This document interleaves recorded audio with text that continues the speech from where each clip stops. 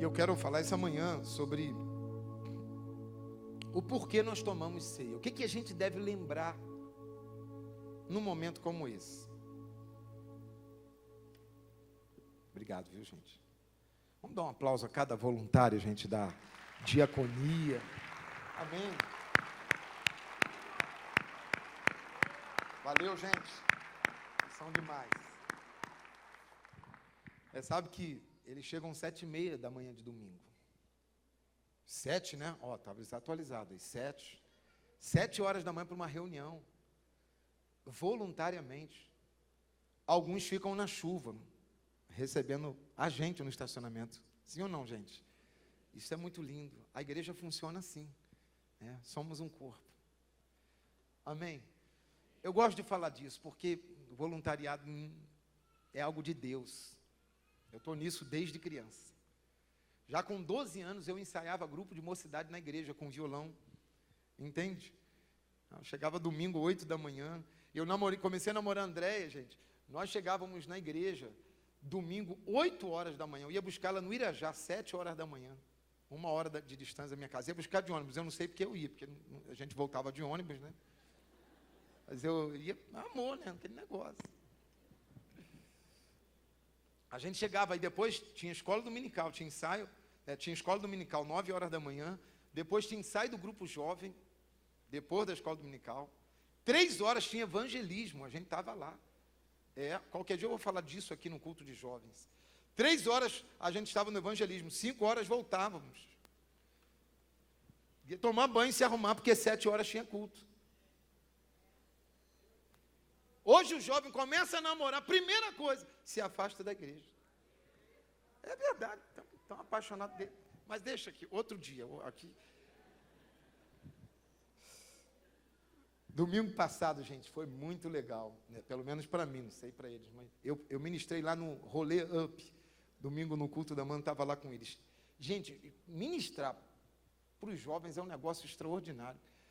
Eles ficam assim sedentos, sabe? E é interessante, você pergunta para um adulto, eu perguntei para um adulto durante a semana passada, falei, e aí, irmão, como é que você está? Ele falou assim, perfeitamente bem. Eu falei, oxe, quase que eu pedi, ora por mim, põe a mão na minha cabeça. Que adulto é assim, adulto quer esconder, né? Falo, impostou a voz e tudo, Juninho. Perfeitamente bem. Aí domingo, saindo lá do rolê, o Davi Pozenato, saindo do rolê, encontrei com, estavam todos eles, aí um adolescente veio me abraçar. No corredor, eu falei, como é que tu tá, meu irmão? Falou, pastor, eu estou bem não. Olha que coisa linda. Estou bem não. Estou precisando de oração. E eu falei, cara, vou orar por você agora. Orei por ele, falei, manda uma mensagem para mim no Insta que eu vou orar por você essa semana. Estou orando por ele. O que é isso? Jovem assim, ele vai na lata, não esconde nada.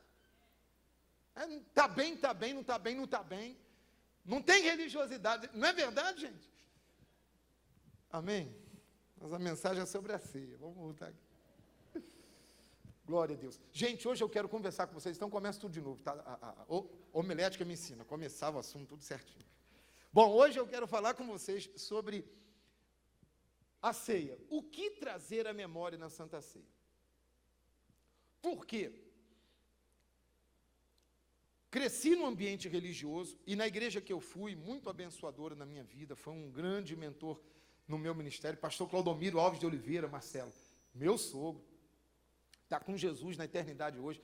Um dos desejos que eu tinha muito grande era trazer o meu sogro para pregar na igreja que eu e André estávamos pastoreando, ainda num bom clima, não deu tempo. Marquei com ele a vinda dele para pregar e não deu tempo. Esse homem me mentoreou muito com o exemplo dele.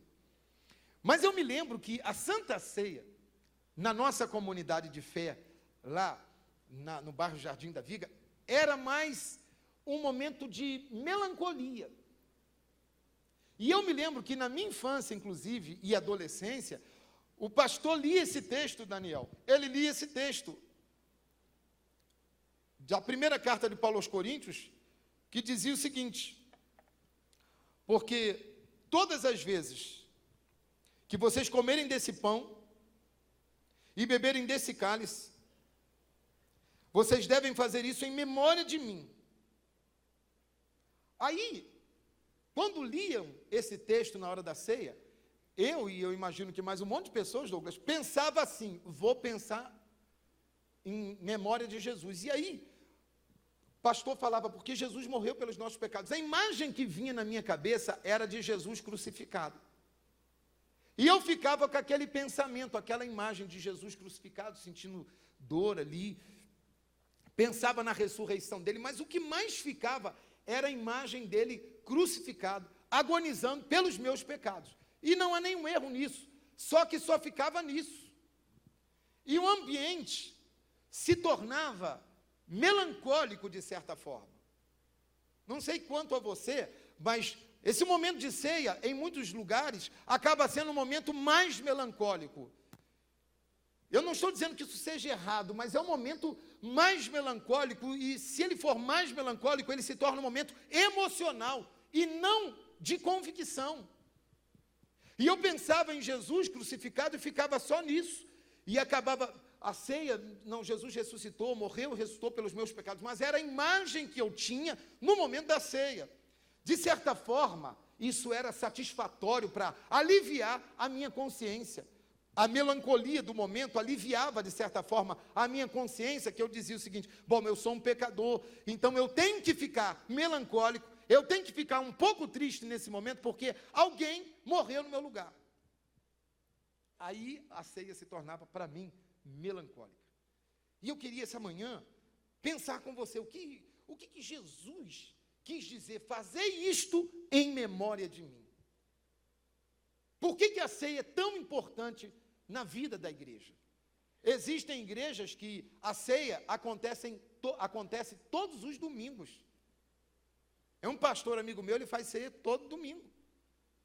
Existem lugares que fazem a ceia uma vez por ano. Não há uma periodicidade estabelecida, mas há uma ordenança estabelecida. Fazei isto em memória de mim. Jesus sempre ensinou isso. A ordenança de Jesus, fazei em memória de mim. Você pode reunir a sua família, se todos creem em Jesus, todos são arrependidos dos seus pecados, você pode ceiar em família, não há problema. Mas precisamos ceiar na igreja, a reunião da igreja é fundamental. Então, o que precisamos trazer à nossa memória nesse momento de ceia? E é sobre isso que eu queria falar essa manhã, para que você não passe, não tome uma ceia de forma emocional, de forma melancólica, mas com consciência, com discernimento a respeito desse momento. Porque a palavra diz que nós precisamos comer e beber do cálice do Senhor de forma digna, com consciência, com discernimento. Então, eu quero falar sobre 4 coisas importantes que você deve trazer à tua memória nesse momento de ceia. E não ficar só na imagem do Cristo crucificado, mas ficar na convicção do que o Cristo crucificado e ressurreto fez em nosso favor. Amém? A primeira coisa que eu sugiro e quero trazer esse ensinamento para que você traga à memória no momento da ceia, é essa palavra, substituição. Diga comigo, substituição. A ceia fala de substituição. Quem conhece futebol, quem joga futebol sabe que a gente conhece a palavra substituição, na maioria das vezes de forma negativa. Sim ou não? Fui substituído. Profissionalmente, a gente também não gosta muito dessa palavra, fui substituído. A palavra substituição, ela tomou um formato mais negativo, menos aceitável do que ela tem para o cristianismo. A palavra substituição no cristianismo é uma palavra fundamental para a nossa fé. Então, guarde isso. O que eu preciso trazer à memória na ceia? Essa palavra, substituição. Por quê, querido? Deus criou o homem sem pecado. Deus criou o homem conforme a sua imagem e sua semelhança. E nós sabemos que na queda, o pecado separou o homem de Deus. O pecado fere a santidade de Deus. O pecado quebrou o relacionamento do homem com Deus. O pecado agride a santidade de Deus. O pecado agride a nossa consciência purificada diante de Deus. O pecado rouba a nossa paz. O pecado é mais perigoso que o diabo. Tem gente que tem medo do diabo, mas nós deveríamos ter medo do pecado. Tem gente que foge do diabo, mas nós deveríamos fugir do pecado. O pecado quebrou o relacionamento do homem com Deus. O pecado é uma afronta à natureza criada. O pecado na terra está destruindo a natureza criada. Por isso Paulo escreve que a natureza criada aguarda com expectativa a manifestação dos filhos de Deus. Porque o pecado destrói. Por isso que o apóstolo Paulo diz que nós fomos destituídos, separados da glória de Deus por causa do pecado.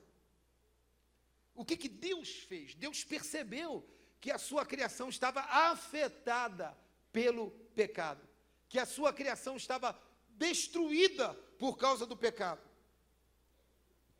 E há uma lei estabelecida por Deus. Ele diz na sua palavra: sem derramamento de sangue não há remissão de pecados, não há redenção. Então Deus estabeleceu um plano para redimir a humanidade. E esse plano estava em Jesus. Todos nós, eu e você, estávamos condenados à morte. Quando fala morte, morte não só física, mas morte eterna. E então, o plano de Deus, qual foi o plano de Deus? Deus colocou alguém para substituir você e a mim. Ceia. O que eu preciso trazer à memória? Na ceia eu preciso trazer a palavra substituição. Eu e você fomos substituídos. A cruz do Calvário era para ser minha e tua, mas nós fomos substituídos. Por isso que a palavra diz em João: porque Deus amou o mundo de tal maneira que deu seu Filho unigênito, para que todo aquele que nele crê não pereça, mas tenha a vida eterna. Então diga comigo: eu fui substituído. Jesus me substituiu. Você pode dizer mais alto: Jesus me substituiu. Isso é muito forte na Bíblia. A palavra, a substituição é uma coisa comum na Bíblia, quando a questão é salvação, a questão é redenção. Veja que no jardim do Éden, quando Adão e Eva pecaram contra Deus, eles pegaram folhas da figueira, porque se perceberam nus e sentiram vergonha, Wagner. E quando sentiram vergonha, se tamparam, fizeram vestes de figueira. Mas diz a palavra que Deus matou um cordeiro e fez roupas para Adão e para Eva, com a pele do cordeiro. O que é isso? Isso aponta para a substituição. Isso aponta para Jesus. Deus substituiu as vestes de Adão e Eva, as vestes humanas. Deus substituiu pelas vestes de um cordeiro que foi imolado, que foi morto, que foi sacrificado. O Éden já apontava para a substituição. Quando Abraão foi oferecer seu filho Isaque na cordilheira de Moriá, no monte Moriá, Abraão vai oferecer Isaque. O que acontece? Deus clama lá do alto, o anjo do Senhor clama e diz: Abraão, não faça isso, porque eu sei que agora você teme a mim. E Abraão levantou os olhos, diz o texto, levantou os olhos e viu o que num arbusto? O que ele viu? Quem sabe, quem lembra? Você pode gritar agora? Obrigado. Um cordeiro. Aí, ao invés de ele matar Isaque, dele sacrificar Isaque, ele sacrificou o cordeiro. O que é isso? Substituição. Na saída do povo de Deus do Egito, Deus mandou colocar sangue nos umbrais da porta. Toda a família precisava sacrificar um cordeiro, porque o anjo da morte ia passar sobre o Egito e ia matar todo o primogênito de toda a família, exceto as famílias que tivessem o sangue do cordeiro na porta.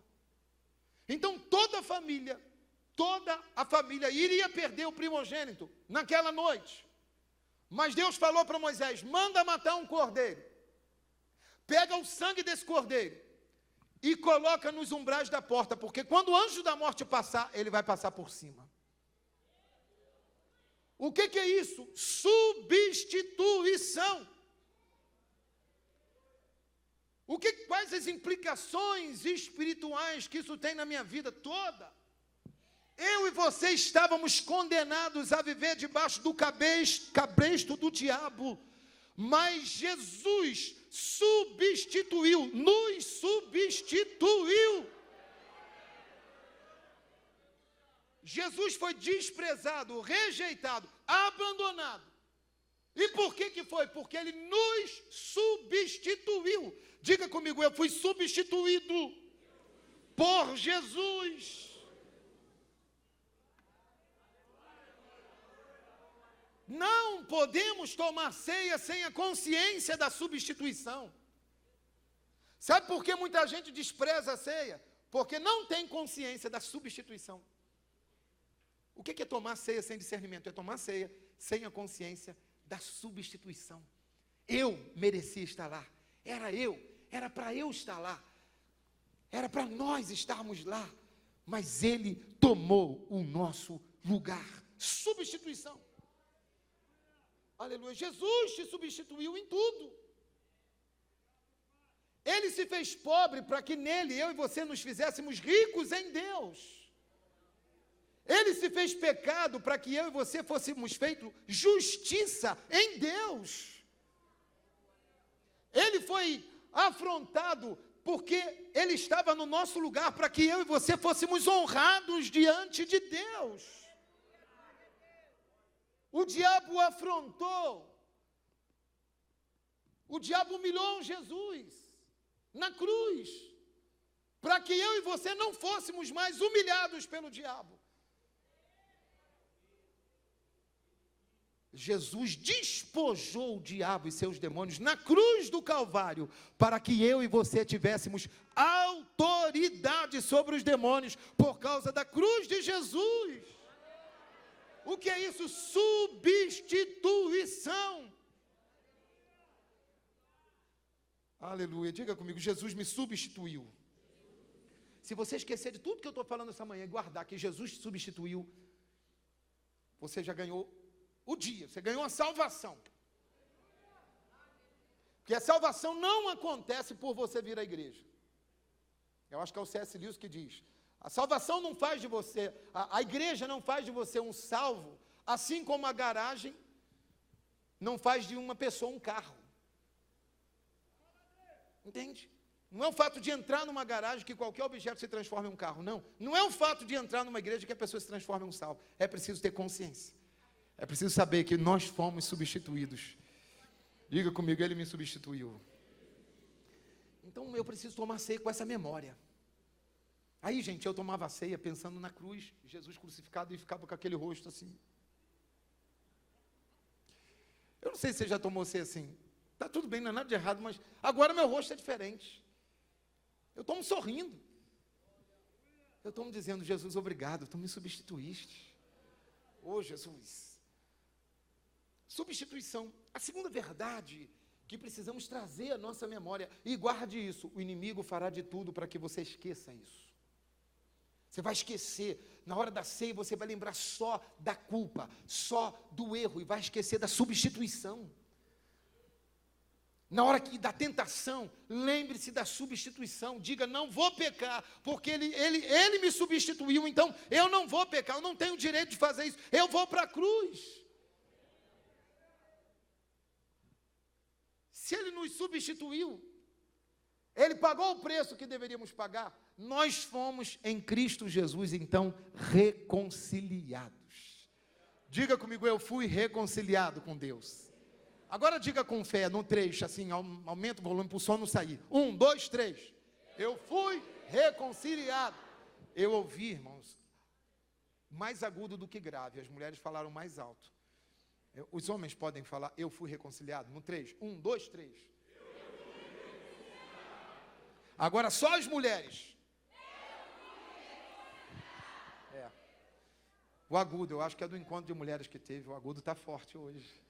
Fomos reconciliados. O que a palavra reconciliação, ela vem Eu fui estudar a etimologia da palavra reconciliação, e você sabe que essa palavra, pastor Valdemir, ela se origina do latim ciliums. Ciliums. Então, conciliums. A conciliação vem da junção de cílios, dos cílios dos olhos, quando fecham os olhos. Fechou, uniu, conciliou. Quando você fecha os olhos assim, ó, você juntou os cílios. Sim ou não? O que é isso? Conciliação. Quando nós fomos criados, nós estávamos conciliados com Deus. Juntinho. Protegido ali. O pecado separou a gente. Mas Jesus reconciliou a gente de novo. Colocou você no lugar certo, na sua posição original.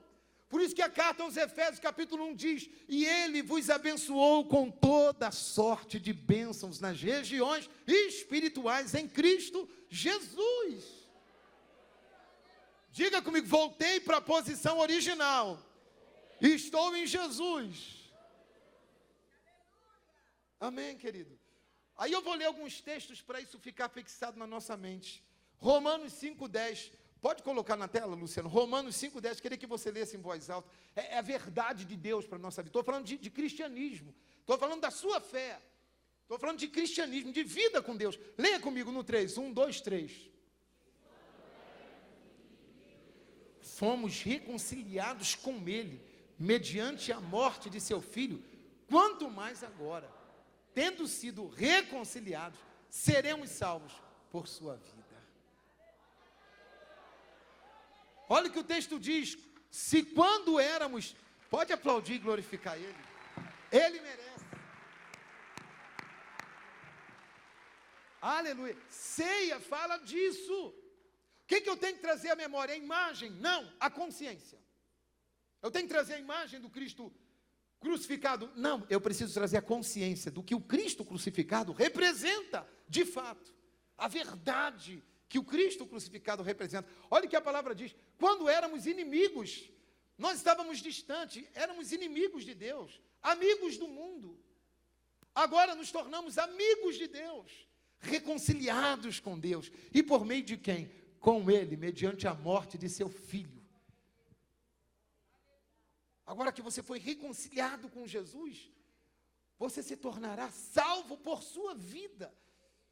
Então o fato de Jesus ter vencido a morte, decretou a nossa salvação em Jesus. Amém? Estamos falando de evangelho, estou falando do evangelho, isso é o evangelho de Jesus. Leia comigo, segunda carta de Paulo aos Coríntios, capítulo 5, versículo 18. Abra aí, Luciano, por favor. Segunda carta de Paulo aos Coríntios, capítulo 5, versículo 18. Leia comigo, gente, leia em voz alta para acordar alguém que está do teu lado dormindo. Se alguém pensar em dormir, vai acordar agora. 1, 2, 3.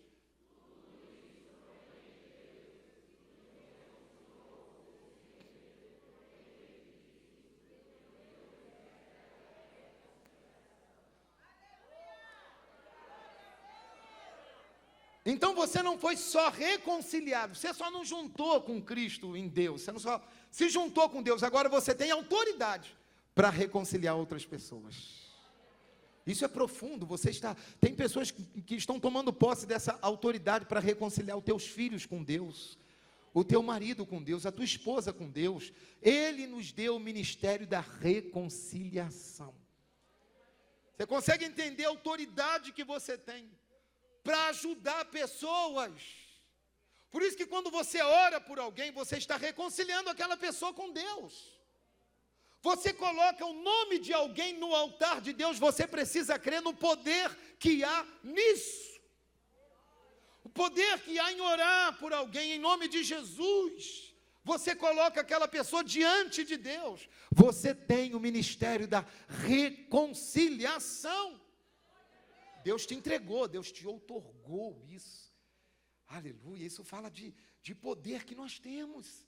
Então nós não fomos só reconciliados, nós recebemos o ministério da reconciliação. Veja comigo, Colossenses capítulo 1, 19 e 20. Veja comigo. Abra aí, Lu, Colossenses 1, 19 e 20. Vamos lá no 3? 1, 2, 3. Pois foi do agrado de Deus que nele habitasse toda a plenitude e por meio dele reconciliasse.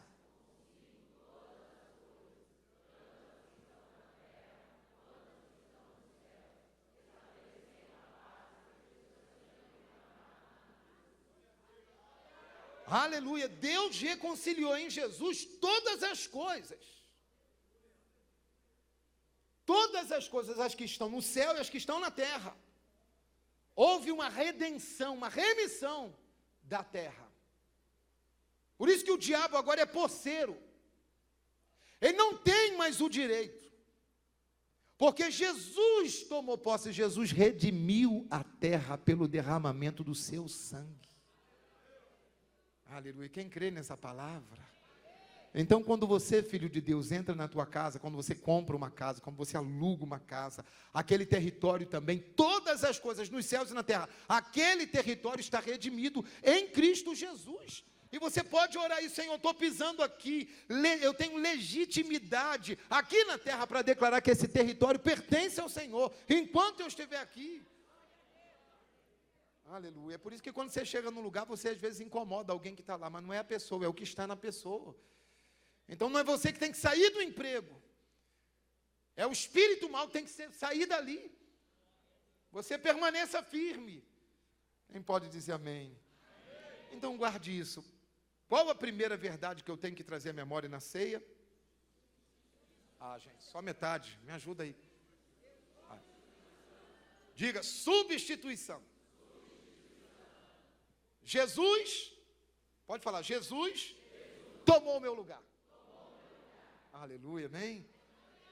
Segunda coisa, segundo fato que eu preciso trazer à minha memória.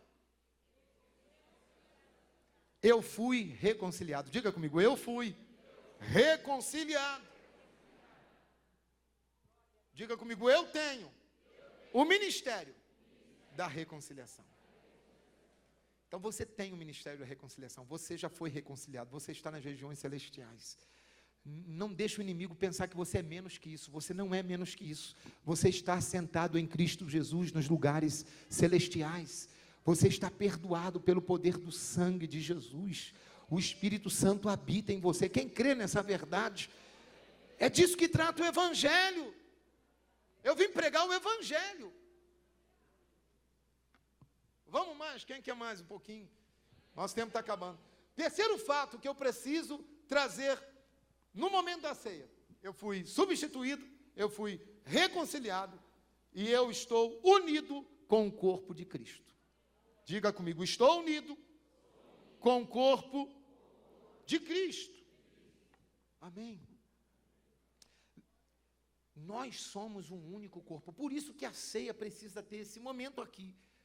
Eu não sei explicar, mas a palavra diz assim, não deixai de congregar-vos. Então quero falar com todo desigrejado que me ouve aqui na internet. A palavra diz, não deixai de congregar.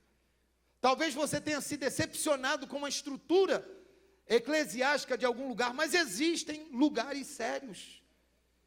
Me perguntaram ontem no Instagram, eu abri uma caixinha de perguntas, talvez eu abra de novo hoje. Abri uma caixinha de perguntas e alguém falou, pastor, não estou feliz na igreja que pertenço. Devo sair ou devo aguardar a direção de Deus? E aí eu dei uma resposta de choque, assim, foi um choque, mas eu dei assim, para a gente ficar ligado. E eu escrevi o seguinte, olha, a primeira coisa, eu escrevi várias coisas lá, mas dentre elas, eu botei, igreja não é lugar de trazer felicidade, a igreja é lugar de servir. Igreja é lugar de servir, igreja é lugar de treinamento. E aí o que eu faço se eu não estou concordando com o lugar? Eu devo sair, eu devo buscar um outro lugar. Mas qual o problema de muita gente? Tem gente que diz assim, é por aí, aqui na Nasci não tem isso não. Por aí, bem longe. A pessoa diz assim, ela reclama do culto, reclama do horário, reclama da música, reclama de um monte de coisa, porque está chateada com alguém, né? Ou com alguma coisa. Reclama e diz assim, aí desanima os outros, contamina o outro e diz assim, não saio porque Deus me plantou. Então, Responde isso. O que é ceia? A ceia é para dizer o seguinte: eu preciso estar unido com o corpo. E unido não significa uniforme. Entende? Unidade não significa uniformidade. Obrigado. Está me avisando, gente.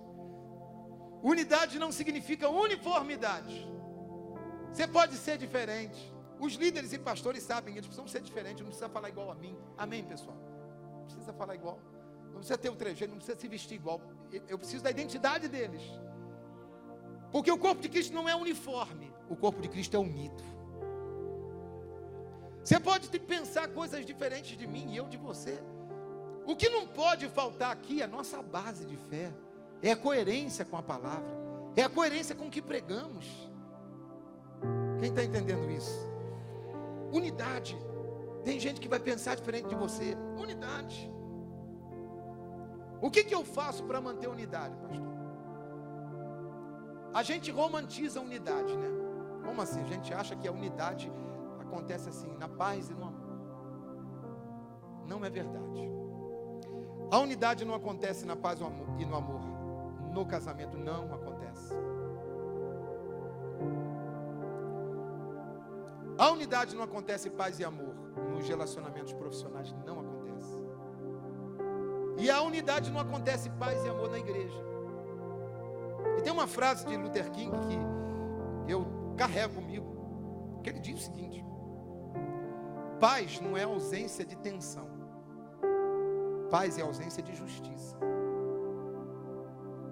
Então, muitas vezes, para manter a unidade, a pessoa não quer falar a verdade em amor. Precisa falar a verdade em amor, mas permanece unido. Tem gente que não fala a verdade em amor para evitar a tensão, achando que paz é evitar a tensão. Não é. Em momento, tem pessoas que você vai ter que chamar para uma conversa, de repente com uma testemunha, e falar a verdade em amor. A verdade não precisa ser dita com mira. A verdade não precisa ser dita com desequilíbrio. A verdade tem que ser dita, mas em amor. Mas a gente romantiza a unidade. A gente evita as pessoas. Não, eu vou evitar porque unidade é estar junto. Ceia fala disso. Igreja, por que tem que estar junto? Eu não sei, papai do céu que mandou. Você sabe que agora estão querendo até impedir a oração do Pai Nosso. Quem já viu isso aí? Outro dia a gente fala disso. O mundo está coisado. O mundo está coisado, está na mão do coisa. Está coisado. Pai nosso que estás nos céus, santificado seja o teu nome. O Pai nosso mandou a gente ficar junto e misturado. Porque a gente só é provado e aprovado quando testado nos relacionamentos. Sim ou não? O que é o casamento? É um lugar para ser feliz? Não, casamento é um lugar de treinamento. É um lugar de renúncia. É um lugar de doação, é um lugar de entrega. Casamento começa na família. O que é família? É isso. Filho pequeno é uma coisa mais linda que tem, as criancinhas pequenas, sim ou não, gente? A gente pega no colo, e abraça, beija, aí ele vai crescendo. Quando tem barba, começa a fazer coisa diferente do que a gente. Você fala, o que acontece? Sim ou não? Quem não falou que é tudo anjo. Família é treinamento. E aqui é grande família espiritual. Não dá para você fugir da igreja. Como não dá para fugir da família. Não dá para romper com a família. Família você deixa no casamento, mas você não rompe. Tem gente que rompe. Não é para romper, é para deixar. Igreja não é para romper. Se precisar, muda de local. Mas se mantém unido. Não é para ficar desigrejado. Não confio mais em igreja nenhuma. Não quero mais ir para lugar nenhum. Não, Jesus está chamando. A ceia é esse lugar de união. Quem pode dizer amém? Leia comigo 1 Coríntios 10, 17. Já estamos caminhando para o final. Põe aí, Luciano, por favor. 1 Coríntios, primeira carta de Paulo aos Coríntios 10, 17. Olha o que diz a palavra. Vamos ler, gente? no 3. 1, 2, 3.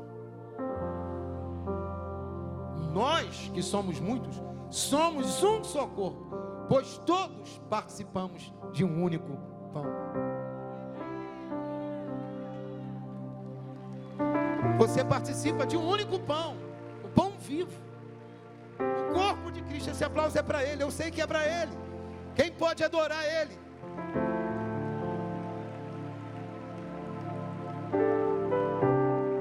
Há somente um pão. Nós, que somos muitos, somos um só corpo, pois todos participamos de um único pão.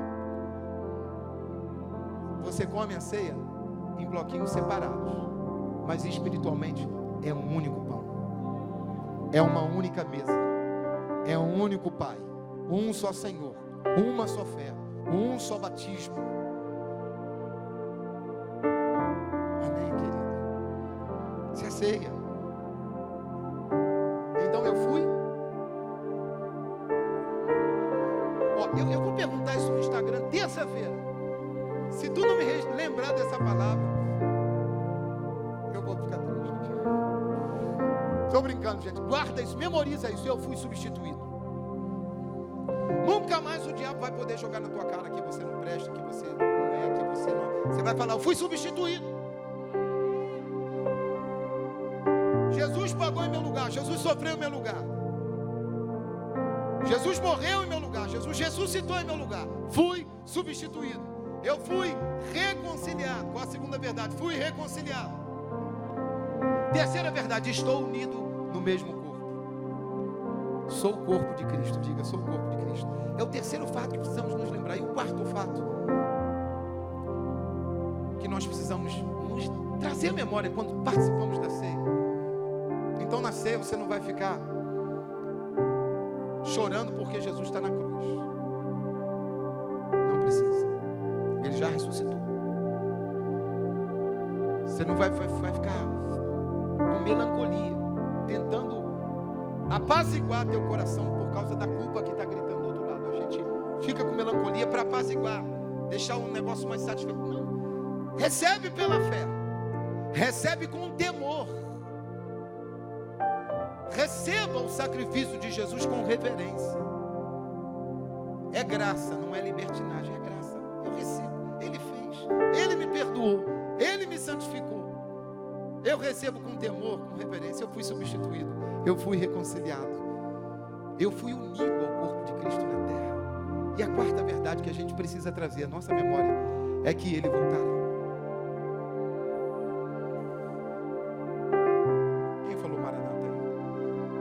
Linda, vamos seguir o irmão que falou Maranata. Vamos lá no 3, 1, 2, 3, vale? Maranata, o que significa Maranata? Ora vem, Senhor Jesus. O mundo não vai ficar do jeito que está. Talvez ele piore um pouquinho nos próximos dias, mas haverá um dia que ele voltará para buscar todo aquele que nele crê. Haverá um dia que ele voltará para julgar todas as coisas. Ele vai julgar o que o juiz humano não julgou.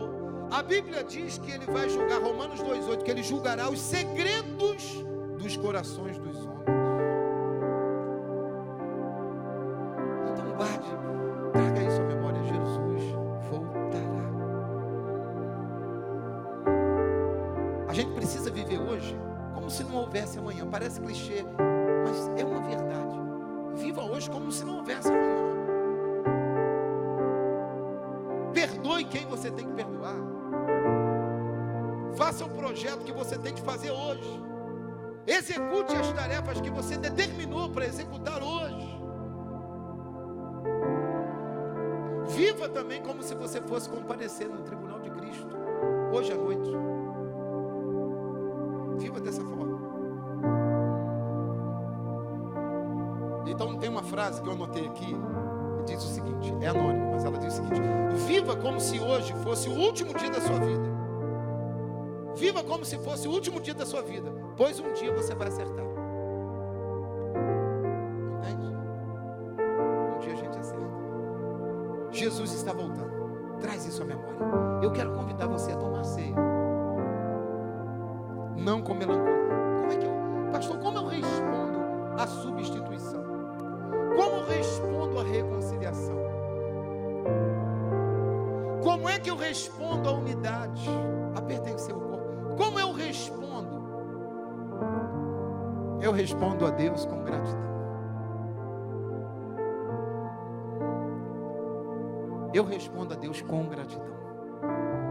Então nós vamos tomar ceia. E eu quero convidá-lo a fazer uma oração antes, agora sentado.